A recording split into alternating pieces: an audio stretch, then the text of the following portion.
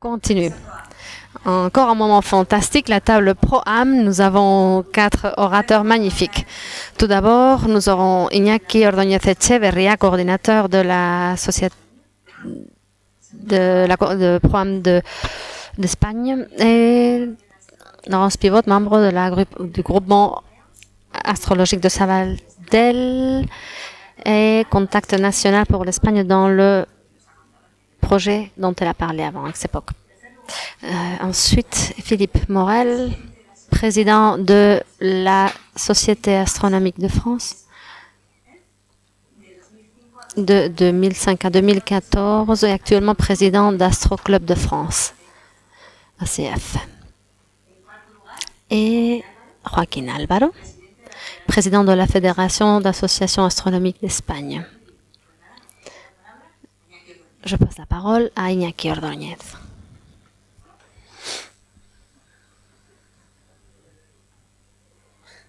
On ne m'entend pas. Ça va maintenant? Hop là. Je dis non, non, non, non.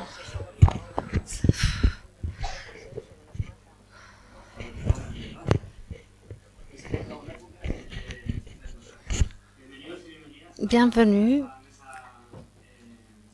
à cette table ronde que nous allons faire sur la collaboration Pro-Am. L'idée est d'expliquer pendant 8 minutes chacun de nous à cette table pour que vous ayez, parler un moment pour que vous ayez une idée de ce que c'est que la collaboration Pro-Am entre professionnels et amateurs, et ensuite vous passez le micro au public, je veux dire, pour que vous ayez l'occasion de participer. Et vous pouvez faire des demandes, en tout cas dans mon cas, en représentation de programme de l'Association espagnole d'astronomie, donc faire des demandes de comment améliorer cette collaboration entre professionnels et amateurs.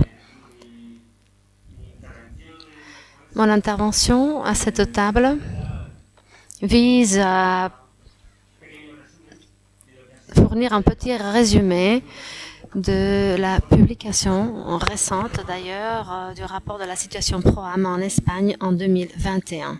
C'est un rapport que nous avons élaboré à la commission Pro-Am de notre association espagnole qui a pris plus d'un an de travail, et j'espère pouvoir exprimer l'origine de tout cet effort.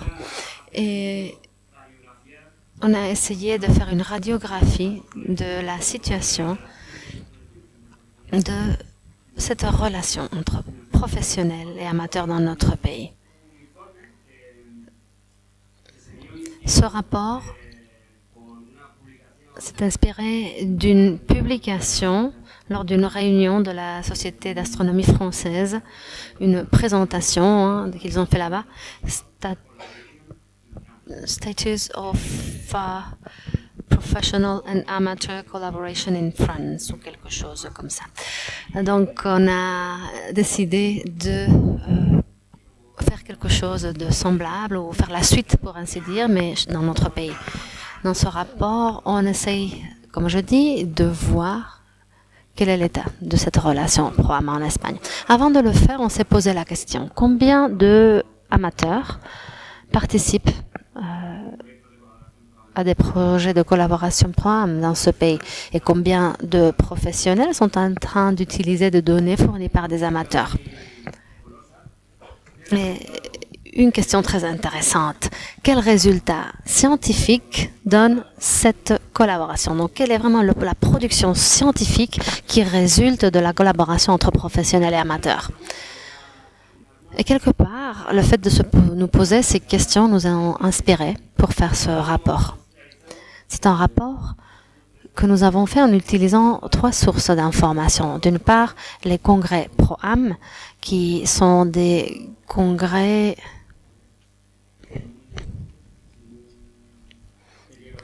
sans période fixe entre un congrès et l'autre, sous les auspices de l'Association espagnole d'astronomie et coordonnée par une association amateur. Et l'idée de ces congrès était de nous mettre à jour sur les projets de collaboration PROAM menés en Espagne. Ces présentations dans les congrès ont été une des sources d'informations pour notre rapport. Une autre source importante était la publication d'une enquête que nous avons créée en avril 2021. Donc voilà pourquoi le rapport sur la situation de PROAM en 2021. Et on posait des questions sur des aspects pertinents de cette collaboration aux amateurs et aux professionnels. Je vous raconterai les résultats plus tard. La troisième source d'information pour ce rapport a été un inventaire que nous avons fait des publications scientifiques qui ont résulté de cette collaboration PROAM. Donc, pour l'inventaire, on a dû bien choisir des prénoms et noms de différents collaborateurs et collaboratrices amateurs et en essayant de voir dans quelle publication ils étaient là en tant que co-auteurs. À la fin de mon intervention, je vous parlerai des chiffres que reflète cet inventaire qui a été créé de façon très manuelle, en cherchant, en finant un peu pour trouver les informations. Et là, je vais vite passer sur les prochaines informations parce que dans le site web, vous avez tout le rapport complet que vous pouvez télécharger. Je vous invite d'ailleurs à le faire et vous pouvez là obtenir toutes les données que je vais simplement résumer maintenant. Parmi les réponses des amateurs, comme on pouvait bien espérer, la participation dans des projets de collaboration PROAM focalise sur des sujets qui sont bien connus, surtout sur les travaux concernant des corps mineurs. La plupart des amateurs qui collaborent en projet PROAM le font concernant les corps mineurs, suivi des étoiles variables et les supernovas, et avec un grand intérêt ou une haute participation dans les observations d'exoplanètes, des études de pollution luminique et des études du système solaire. C'est des petits corps. Hein.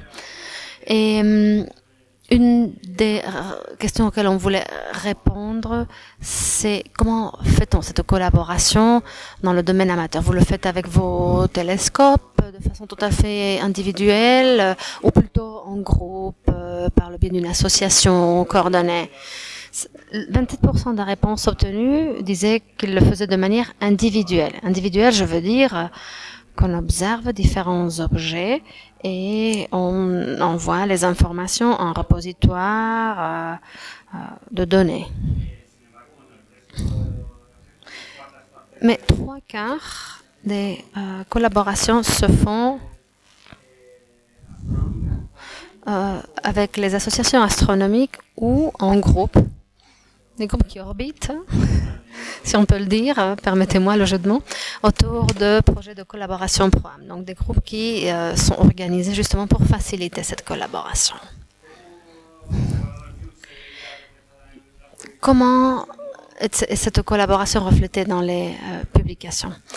Pas tellement en volume, mais quel est le reflet? Donc une personne amateur, lorsqu'elle collabore, est-ce qu'on le voit et comment sur les publications? Seulement dans 7% des cas, il semblerait que cette collaboration n'était pas reflétée du tout. Dans le reste des participations, dans 93% des cas, donc un chiffre très élevé, cette collaboration des amateurs était écrite noir sur blanc, comme co-auteur des articles, 34% concrètement, ou en tant que co-auteur, voire en tant que leader de circulaire astronomique, où ça prenait la forme de remerciements dans certains articles, voire participation à des réunions et congrès scientifiques. Donc la collaboration était visible. Et c'est déjà pas mal hein, d'être co-auteur pour nous, d'être co-auteur d'un article scientifique. Donc, c'était pas mal. En Espagne, les collaborations se font-elles seulement par des groupes nationaux, des groupes de recherche, des universités espagnoles, ou c'est plus divers et on participe dans des groupes internationaux? C'est une autre question qu'on posait. Seulement 12% des collaborations dans notre pays se font exclusivement dans des groupes nationaux. Le reste des collaborations se fait dans des groupes internationaux ou des groupes où il y a au moins une participation internationale significative. Je crois que cette donnée va vous surprendre. Pour nous, c'était surprenant parce que ça brisait un peu l'image que nous avions de la collaboration amateur dans les projets professionnels qu'on avait jusqu'à ce moment-là. C'est l'image classique d'une personne avec son télescope qui prenait des images pour un projet concret et les envoyait. Seulement la moitié des personnes qui ont répondu à cette enquête, donc la moitié des amateurs qui ont répondu, ont dit qu'ils participaient dans des collaborations de projets PROAM avec leurs propres images. L'autre moitié participait avec des images d'autres télescopes. C'était pas spécifié dans cette enquête, mais nous pensons que probablement c'était des télescopes professionnels. Et pour nous, c'était très curieux. Un autre aspect qu'on voulait enquêter, c'est parce que il y avait une série de réponses qui disaient, on partait de la base que moi, je suis une personne amateur en astronomie, mais je ne participe pas dans aucun problème de collaboration PROAM. Ça, c'est assez habituel hein, dans les associations astronomiques. Mais nous, on voulait savoir pourquoi. Pourquoi pas? Parce que vous n'aimez pas faire ça ou pour quelle raison? La plupart des gens disaient « Ah non, moi j'aimerais bien, hein, ça me plairait bien de participer à une collaboration avec des professionnels, mais je ne sais pas comment m'y prendre. » Donc il y avait un manque je ne sais pas comment l'appeler, je ne sais pas si c'est un manque de formation ou d'information sur les pas à franchir pour entamer une formation dans le domaine professionnel. Une autre réponse qui nous frappe et qui va un peu à l'encontre de ce que je viens de dire avant, c'est qu'il y avait des amateurs qui croyaient que l'équipement qu'ils ont n'était pas suffisamment bon pour participer à ce type de collaboration. Bon, la moitié des réponses de ceux qui participaient étaient qu'ils le faisaient sans leurs propres données, donc des données d'autres observatoires. Alors, il y avait un consensus, parce que souvent, ils disaient, on ne saurait pas dans quel projet participer. Je ne sais pas de quoi ils ont besoin, les professionnels, où on peut aider.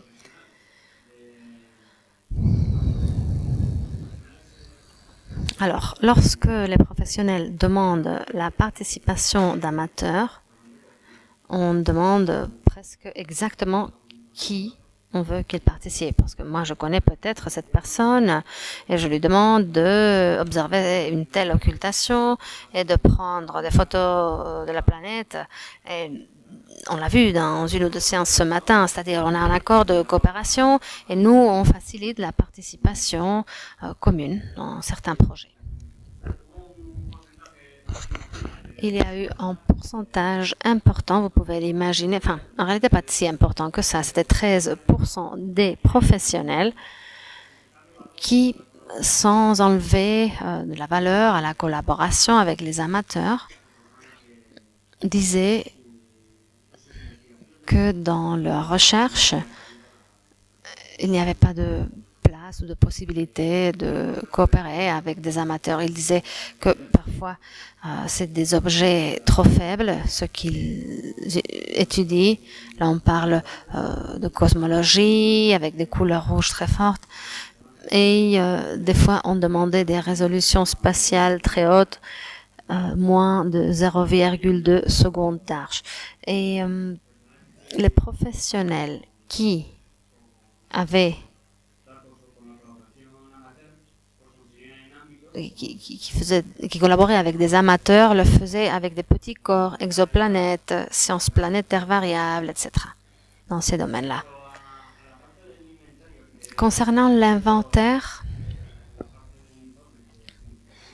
qui est la partie du rapport qui a demandé plus de travail, c'est-à-dire la recherche de publications scientifiques avec la collaboration d'amateurs. Donc, il a déjà fallu chercher les noms d'amateurs espagnols que nous savions qui avaient participé à des publications scientifiques et faire un sondage par an pour voir quel était le résultat de cette collaboration.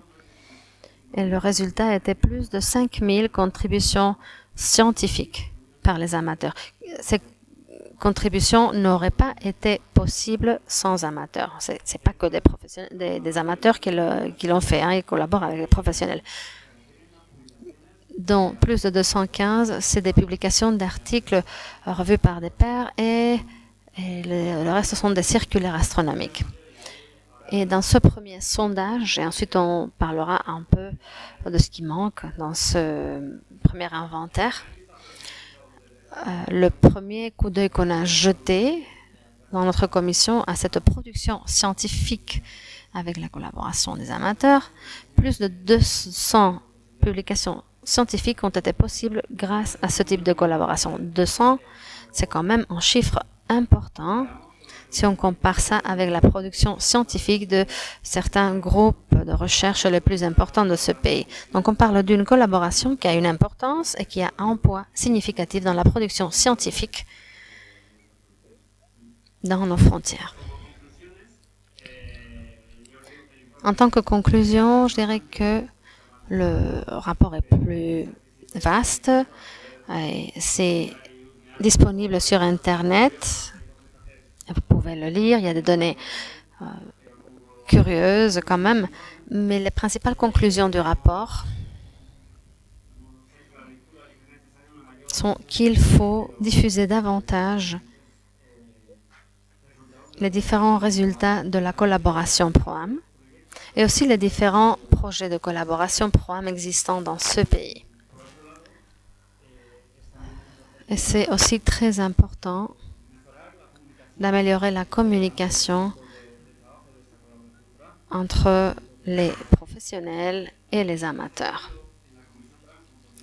Dans la commission PROAM, au fur et à mesure qu'on obtenait ces résultats que je partage ici, et qui ont été rendus publics le mois dernier lors de la réunion de notre société. Donc je disais, au fur et à mesure qu'on obtenait ces résultats, on commençait à imaginer un outil qui pourrait répondre au manque qu'on avait constaté dans la collaboration PROAM. Et c'est le résultat est la création de ce site web que vous voyez sur l'écran. Et dans ce site web, on essaie de faciliter la communication entre professionnels et amateurs, aussi bien avec la liste de projets de professionnels que des groupements d'amateurs, des réseaux de collaboration. Il y a aussi un système d'alerte que vous pouvez souscrire. Et s'il y a une observation urgente à faire, vous recevrez un message en vous disant « bon, cette occultation, il faut la faire » ou « maintenant, c'est un bon moment pour observer Jupiter parce que la mission Juno passe par là », etc. Oui, je vais tout de suite finir. Et surtout pour améliorer la communication entre professionnels et amateurs. Notre idée est de continuer avec une nouvelle version du projet ou du rapport. Donc faire la version pour 2023.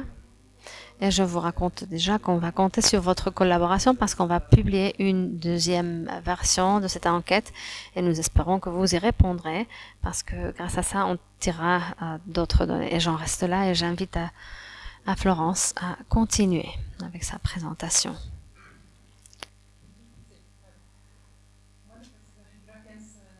Merci Iñaki pour cette introduction. Je vais peut-être être un peu plus optimiste, peut-être trop réaliste. Comme disait la présentatrice, je coopère avec un projet européen, ExopNOC, qui est né comme projet de collaboration avec amateurs. Dans son abstrait, c'est indiqué qu'il s'agit d'un projet pour amateurs. Et cela change un peu de ce qu'on voit généralement entre professionnels, c'est-à-dire que certains comptent déjà sur la collaboration des amateurs parce qu'ils savent que sans ça, ils n'atteindront pas les résultats désirés. Et c'est un projet qui va s'éteindre sur 9 ans. Et je vois que dans ce projet, une chose qui est très bien faite, c'est qu'ils ont conçu un outil, un logiciel spécifique pour eux, qui est facile à utiliser et à installer. Pour les professionnels, ça apporte une homogénéité des données. Et pour l'amateur, c'est d'avoir la tranquillité de faire les choses raisonnablement bien pour ce projet spécifique. C'est une nouveauté et je crois que c'est extrêmement utile. Donc voilà, c'est le côté positif. Nous sommes à un moment fantastique pour les astronomes amateurs. Je pense qu'il y a 20 ans, on n'avait pas tout ce qu'on a maintenant. Je crois que Zooniverse a ouvert la porte à Citizen Science.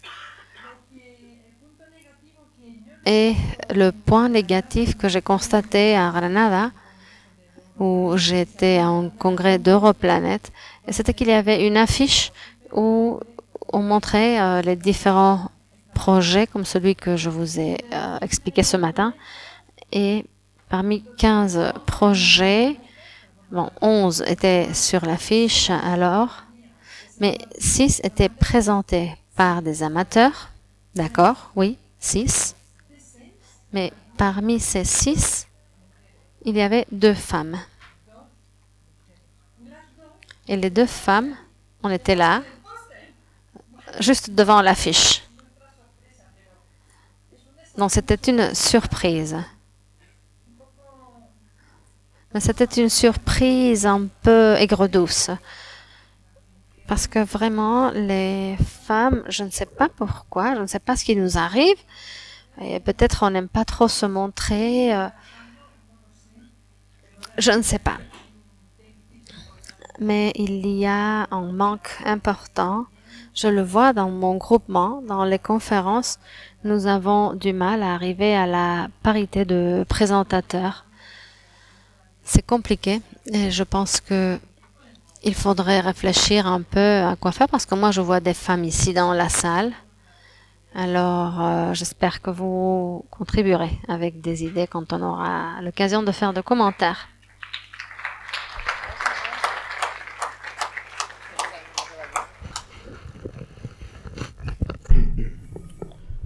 Vous m'entendez? Bon.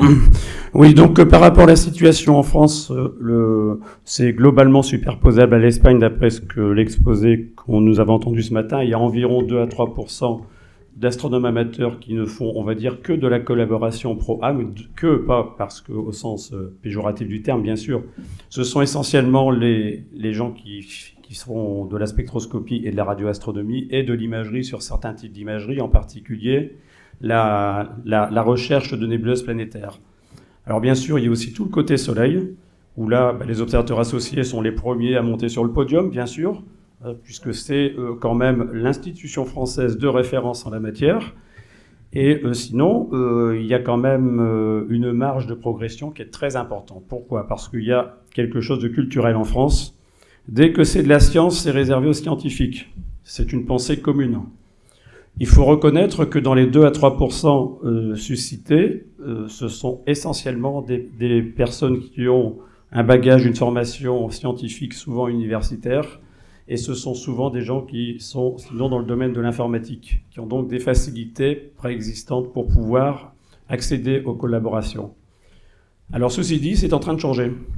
Alors pour l'instant, malheureusement, c'est en train de changer pour les plus fortunés d'entre nous, puisque un nouveau télescope est sorti il y a à peu près 2-3 ans, c'est le Vscope, qui lui est un instrument absolument révolutionnaire, parce que c'est un instrument qui pointe tout seul, qui fait de la reconnaissance de champ, qui permet d'aller chercher des objets très faibles et quasiment impossibles à pointer autrement en quelques minutes, et qui en plus de cela propose de déverser toutes les images brutes sur un serveur pour être mis à disposition des collaborations ProAm. Et alors ça, c'est quand même très, très bon parce que ça permet aux personnes qui font de l'astronomie de contemplation, ce qui représente, on va dire, à peu près 90% des astronomes amateurs français, mais je pense espagnols aussi, ça leur permet de pouvoir accéder justement à ce côté sans avoir le côté, à prendre en charge le côté scientifique. Ce qui est un frein par rapport aux collaborations ProAm, chez nous du moins, c'est tout le côté codification, tout le côté réduction des données. Or, de plus en plus de programmes sont bâtis de telle façon que ce côté-là est dédié et dévolu aux astronomes professionnels qui exploitent les données. Et c'est une très bonne chose. Il y a en particulier, pour revenir sur le Soleil, un gâchis immense parce qu'il y a des quantités de gens qui font de très belles images du Soleil. Et ces images du Soleil, elles sont un peu perdues pour la science simplement parce qu'elles ne sont pas orientées, parce qu'elles ne sont pas datées. D'autant plus que la datation pour le Soleil, on ne demande pas une datation aussi précise que pour une occultation astéroïdale, par exemple. On demande une datation qu'une horloge de PC synchronisée sur l'horloge observatoire de Paris peut assumer, même si on sait qu'il y a parfois 10 ou 15 secondes de décalage selon la vitesse du processeur. Donc de ce côté-là, il y a beaucoup de choses à faire et beaucoup de choses qui permettent donc qui permettraient de pouvoir donc augmenter, on va dire, la masse de données à mettre à disposition des professionnels. Alors bon, bien sûr, on va pas dire aux gens faites de l'astronomie pour faire du programme, parce que c'est pas le but. Le but de l'astronomie, c'est une passion, c'est de se faire plaisir ensemble. Mais si seulement on pouvait enseigner le minimum, comme on dit, le minimum du minimorum, de comment on oriente un cliché, comment on le date, là, ce serait déjà un énorme progrès, parce que si tous les clichés qui étaient mis sur les bases étaient orientés et datés, déjà l'utilisation serait beaucoup plus facile. Par ailleurs, en France, nous avons des astrophotographes de talent qui, on va dire, balayent tous les domaines de l'imagerie astronomique. Mettre sur les serveurs des images traitées, ça ne sert pas à grand-chose pour la science. Par contre, déverser les images brutes avec les flats, les offsets et les darks en vrac, avec une datation précise de préférence et une orientation précise, là, ça permettrait à toute personne montant un programme de collaboration de pouvoir aller piocher dans la base et de pouvoir donc réaliser des études beaucoup plus poussées, beaucoup plus exhaustives, parce que la masse d'informations serait beaucoup plus importante. En France, pour l'instant, il y a la Société astronomique de France qui est en collaboration avec la SF2A, qui est la Société française d'astronomie et d'astrophysique, qui monte un programme de un portail de coordination des différentes études ProAm disponibles. C'est le portail Gemini 2 qui est consultable et accessible à tous. Et maintenant, l'Association française d'astronomie et nous aussi à l'Astroclub de France, on pousse à des collaborations, on va dire, plus simples. Vous savez que, par exemple, avec une simple paire de jumelles, vous pouvez faire de la magnitude surfacique de comètes, même visuelle. Et ça, ce sont des données qui sont transférables à l'International Comet Quarterly, et ça existe depuis plus de 30 ans. Et n'importe qui peut le faire. Alors, quand je dis qu'il y a 2 à 3% de ProAm en France, c'est probablement une sous-estimation, parce que des quantités d'observateurs d'étoiles variables, d'observateurs de transit d'exoplanètes, d'observateurs de comètes, transmettent directement leurs données aux organismes concernés, à savoir la VSO pour les étoiles variables et les transits de planètes, et en général l'ICQ, ou là aussi la section comète de la VSO pour tout ce qui est photométrie cométaire. Donc voilà, c'était un petit peu l'esprit de ce que je voulais vous dire, c'est que c'est pas parce qu'on est des amateurs contemplateurs pour la plupart d'entre nous que quelque part nos documents ne peuvent pas servir à incrémenter donc les bases de données, en sachant que si on prend l'exemple d'Unistellar, les images qu'on met donc sorties des ovescopes, qu'Unistellar va transmettre aux instituts de recherche si ces images font l'objet d'une publication, et bien forcément, votre nom est associé à la publication. Si vous faites une occultation d'étoiles par un astéroïde avec un ovéscope, vous envoyez les images juste après, donc chez Unistellar, les images sont transférées, la courbe de magnitude, elle est faite dans les règles de l'art par des gens qui font ça couramment, et elle vous est renvoyée le lendemain ou le surlendemain, et avec la trace de votre travail. Donc ça simplifie beaucoup le travail et ça permet aussi de pouvoir accéder à des informations et à des réalisations de projets très simplement pour qui n'a aucune formation scientifique. Voilà, c'est ce que je voulais vous dire. C'est un petit peu l'esprit de la collaboration ProAm en France et son évolution actuelle.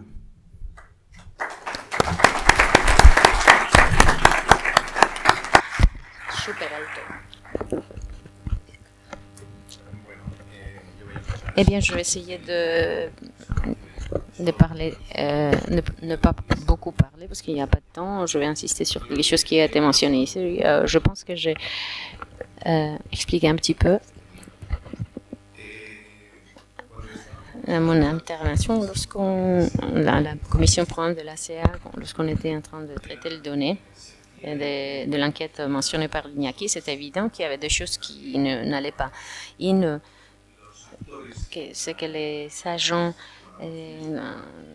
dans les collaborations ProAm travaillent normalement d'une manière inconnue pour le reste. Dans le sens que c'est pas qu'il y a un problème, que c'est un problème dû aux amateurs qui font du ProAm. Le fait de ne pas participer, ne pas raconter ce qu'ils font, ne pas diffuser ce qu'ils font, parce qu'ils font assez. D'accord. Ils font un travail important et cela absorbe beaucoup de temps. Mais c'est clair que lorsqu'on dit qu'il y a 27% d'amateurs qui font ProAm, tout seuls, de manière isolée, sans appartenir à aucun groupe, et ceux qui travaillent en groupe travaillent de manière similaire, ne diffusent pas ce qu'ils font. Et lorsqu'il y avait un pourcentage significatif d'amateurs qui veulent faire de la collaboration ProAm mais ne savent pas trop comment. Donc on s'est rendu compte de cela et on s'est dit non, il ne faut pas attendre au rapport, il ne faut pas que le rapport soit déjà publié. On peut commencer déjà, d'ores et déjà. Donc ces collaborateurs ProAm doivent être capables de raconter leurs expériences, les diffuser. Non, c'est ce que je disais ce matin. C'est important que le ProAm puisse diffuser son travail, en quoi ça consiste, comment il fait, etc., pour aider des autres et pour qu'ils apprennent également. Et pour que ce chiffre puisse s'agrandir et puis pour qu'il y ait d'aide entre eux, ils se soutiennent, ils forment des groupes, etc., etc. Donc cela nous semble important. Et c'est quelque chose qui peut être résolu d'une manière très simple parce qu'on a tout de suite organisé des séances de diffusion des collaborations ProAm qui étaient déjà actives et disponibles et qui étaient intéressantes, évidemment. Donc, on a organisé des séances comme cela une fois par mois, puis on a aussi vu, c'était intéressant que d'offrir des cours de formation pour aider les ProAm. Donc tout ça d'un côté, puis de l'autre côté, comme Florence le disait, il y a la participation des femmes, qui est très faible. Ce matin, je donnais un pourcentage de 24%. C'est un pourcentage presque similaire, celui de femmes dans l'Association espagnole d'astronomie, dans le domaine professionnel, je veux dire. Donc qu'est-ce qu'on fait? C'est une bonne question pour le débat, parce que même si on a posé pas mal de questions, on y a réfléchi pour savoir ce qu'on peut faire, mais on ne trouve pas une solution facile. Mais il y a quelque chose que je tiens à mentionner ici, c'est qu'il y a une réticence ou une très faible participation des amateurs lors des réunions scientifiques, par exemple celle de l'ACA, Europlanet, qui se sont tenues au mois de septembre, par exemple. Concrètement, dans celle de l'ACA, il y a un nombre de places réservées pour des amateurs, parce que c'est un effort énorme qui a été fait par les sociétés professionnelles pour impliquer les amateurs et des séances spécifiques pour des amateurs. Il y a toute une série de places réservées pour eux, pour les amateurs, gratuites. Et des 25 places qu'on avait réservées pour la CA, il y en a que 10-12 qui ont été couvertes. Et on a fait une diffusion préalable.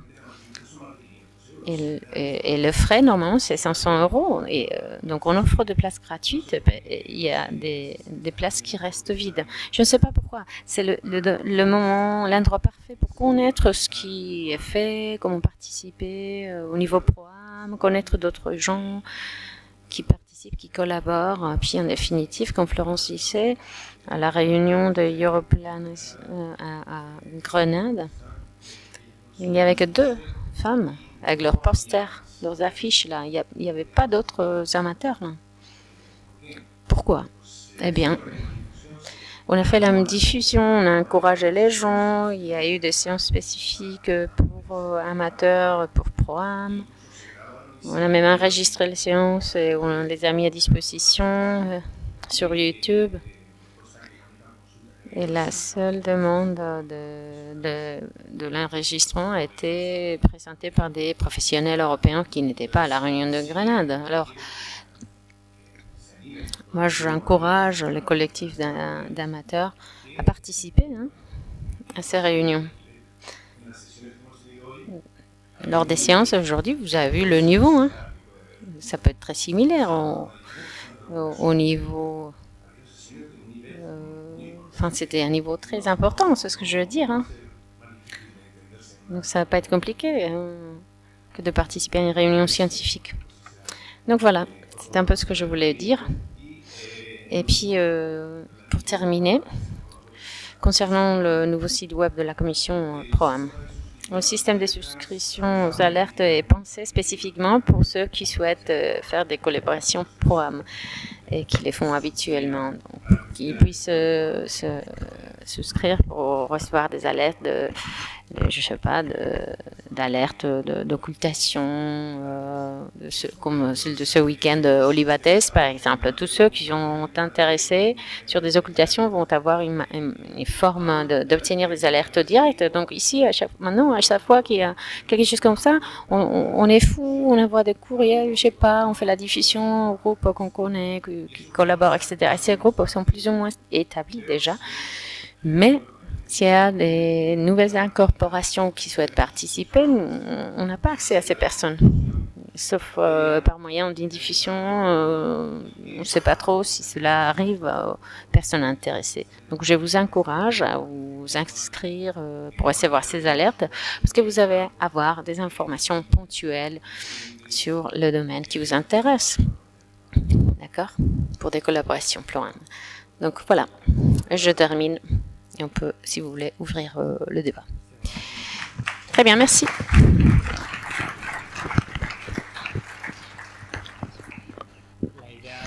D'accord, donc l'idée c'est que vous puissiez participer au débat. Donc allez-y. Je ne sais pas jusqu'à quelle heure on a. On a le temps ou pas ?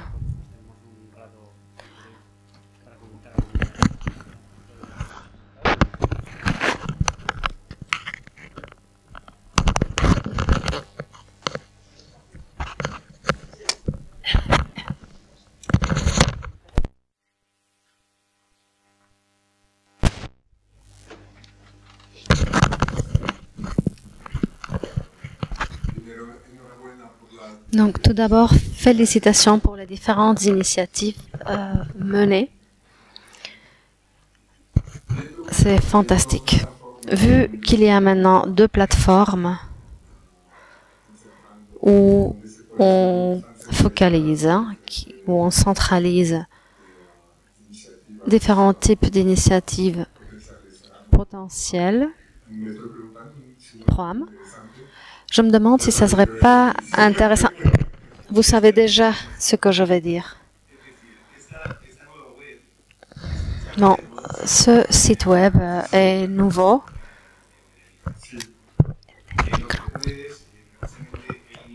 On l'a déjà présenté à Tenerife, mais on veut supprimer les 2 sources précédentes, la CA et la FAE. Non, mais c'est pas ce que je veux dire. Moi, je parle au site de la CA et l'équivalent en France. Bon, il ne faut pas nécessairement que ce soit quelque chose de très formel, mais je crois qu'une personne qui commence à avoir une certaine connaissance dans un certain camp, dans un certain domaine, elle peut avoir autant de force, hein, que ce soit une initiative française ou espagnole, on peut travailler en anglais. Enfin, je ne pense pas que la langue serait un problème. L'idée de centraliser et de faire une centralisation potentielle pour que les personnes intéressées puissent le trouver facilement. Ici, nous avons de la chance parce qu'on a les 2 liens. Mais pour des personnes qui ne vont pas chercher ce type d'initiative, ça peut être utile. Il y a une possibilité en France qui est en train de se mettre en place, c'est le projet RAPACE. Il suffit de s'inscrire et vous avez accès à toutes les collaborations pro-âme qui sont en cours, qui sont en appel de projet et celles qui sont terminées. Ça se fait sur Internet, c'est très facile.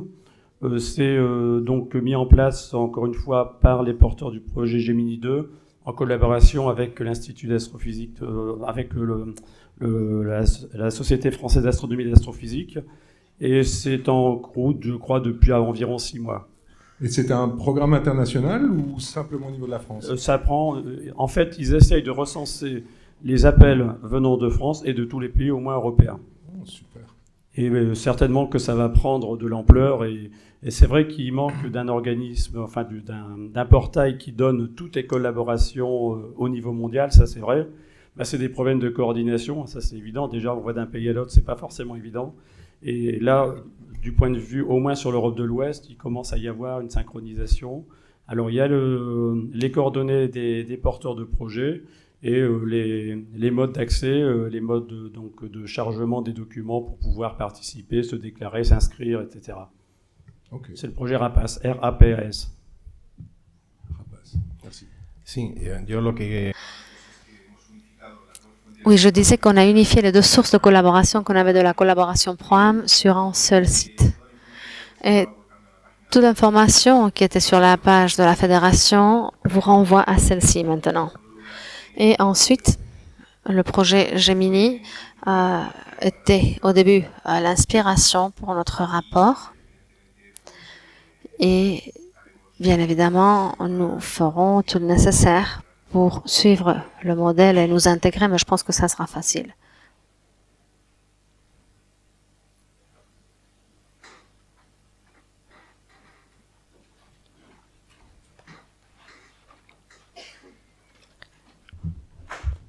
D'abord, je remercie Philippe d'avoir parlé des observateurs associés, parce que c'est vrai que ça fait quand même presque 30 ans qu'au Pic du Midi, on œuvre justement pour cette collaboration ProAm.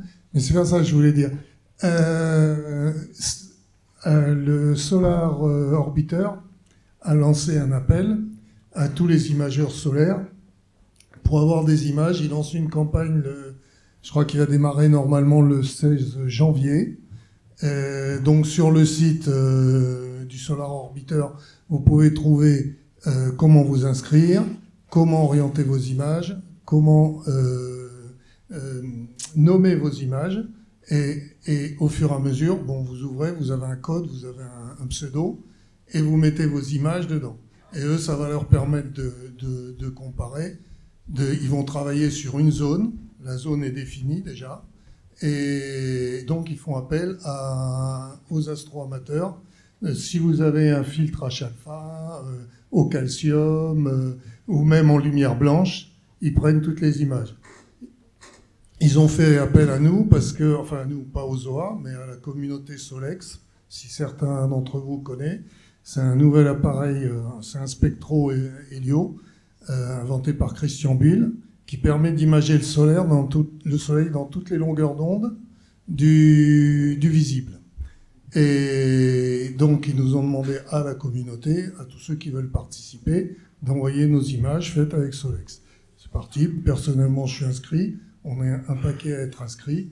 Et donc, ça aussi, ça rentre dans le cadre, je pense, des collaborations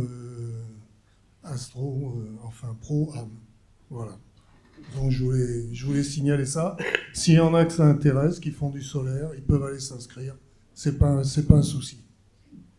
Voilà. Problema.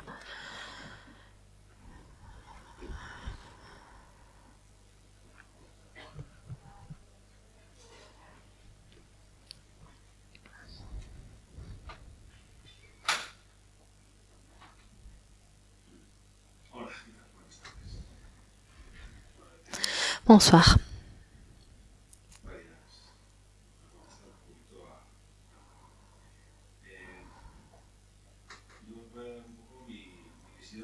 Je vais vous donner ma vision en tant que PROAM.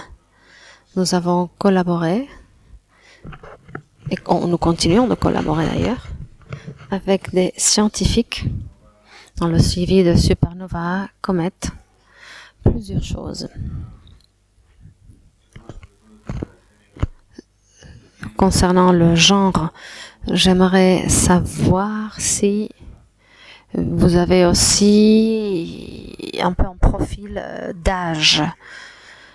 On a parlé du genre, mais qu'en est-il de l'âge, du profil des astronomes? Parce que ce matin, j'étais surpris de voir des personnes très jeunes qui font des choses liées surtout avec les projets de fin d'études universitaires. J'étais surpris par le niveau et j'ai un certain espoir. Mais dans les groupements astronomiques, nous percevons, et c'est un débat qu'on a de plus en plus, que les jeunes ne viennent pas vers nous, n'entrent pas dans cet univers. Le relais générationnel, la relève générationnelle que nous voyons est très petite. Et les astronomes qui avons un peu plus de capacité pour travailler et continuer à faire des choses, et une partie des fonds que nous pouvons investir dans nos équipements. Lorsque nous parlons de collaboration pro-âme, ça veut dire qu'on va destiner une partie de l'argent qu'on pourrait destiner à notre loisir à obtenir un certain équipement pour des professionnels. Et là, je parle non seulement de filtres, spectrographes, etc., mais aussi des applications, des logiciels, et voire de l'infrastructure. Vous parlez de sites web. Ça, c'est une infrastructure comme celle que vous avez sur l'écran maintenant. Donc, quelque part, les instruments, dans le domaine professionnel, il y a toute cette infrastructure où on inclut cette information.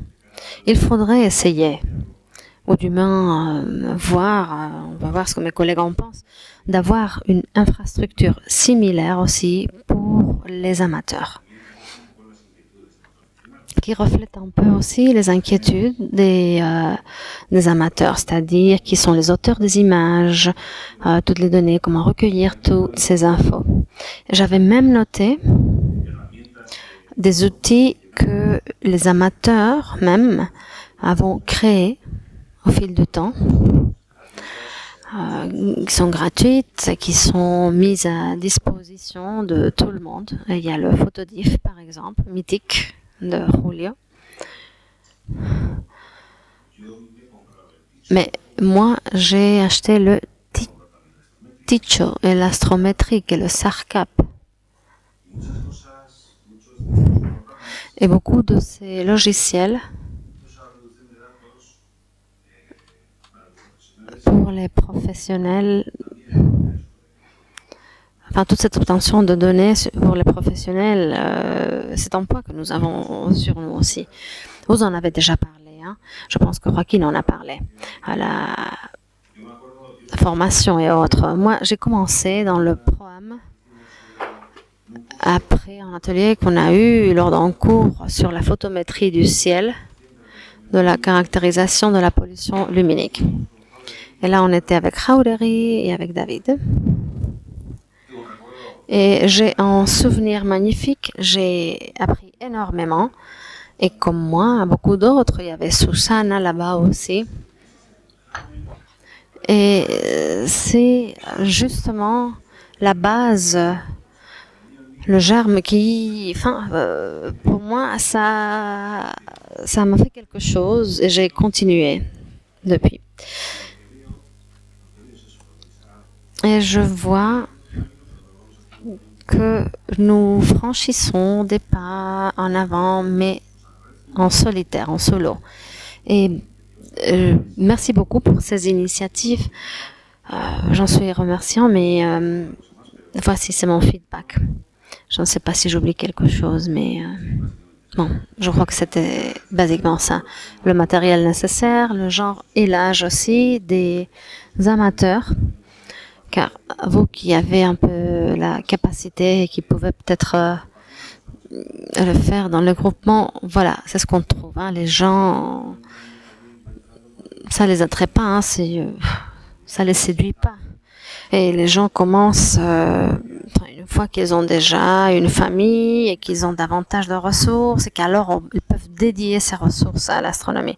Parce que même si les équipements sont moins chers aujourd'hui, ça continue à être cher, surtout pour certains travaux dont ont besoin les professionnels.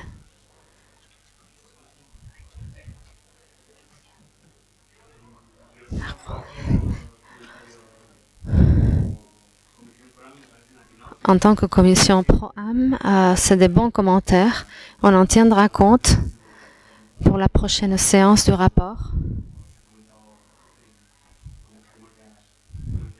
Et on va commencer pendant ce cours à le préparer et on vous fera arriver les infos. Et on essayera de cadrer les commentaires que vous nous avez faits dans cette séance. Je pense que on n'a pas le temps pour davantage de questions. Mais nous serons à votre disposition pour vous répondre. Florence veut quand même faire un commentaire.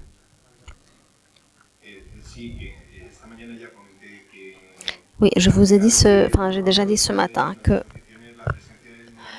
la présence de gens de moins de 40 ans dans les associations est presque inexistante. Alors comment le résoudre? Mais là, il faut que tout le monde travaille.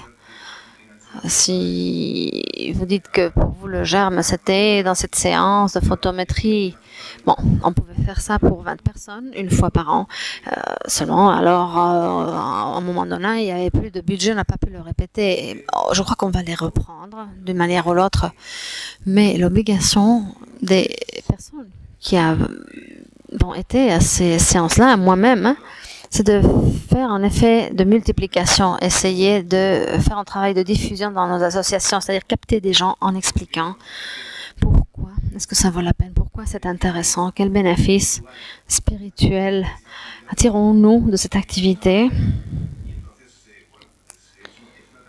Et c'est le travail à nous tous. Donc, à qui la faute de ne pas pouvoir le résoudre?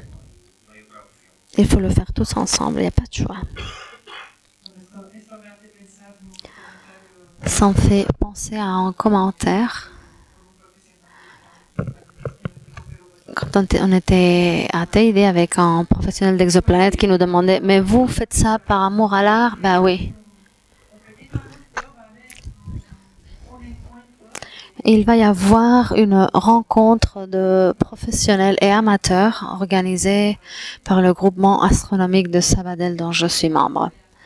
C'est un sujet d'étoiles variables parce qu'on les observe ici aussi. C'est un congrès européen, le 5e congrès européen d'étoiles variables qui va se faire le 27 et 28 mai 2023 à Barcelone à Cosmo Caixa, dans le musée de la science, un endroit magnifique. Et vous êtes bien entendu tous invités à y participer à cette rencontre entre professionnels et amateurs. Étoiles variables, c'est des binaires, pulsantes, nova, supernova, c'est tout à fait vaste, les spectres d'accueil. Merci. Alors, Iñaki m'a demandé de clôturer cette table ronde. Et je tiens à vous remercier pour votre participation, vos commentaires. Je pense que nous avons une pause maintenant de 5 minutes. On revient tout de suite.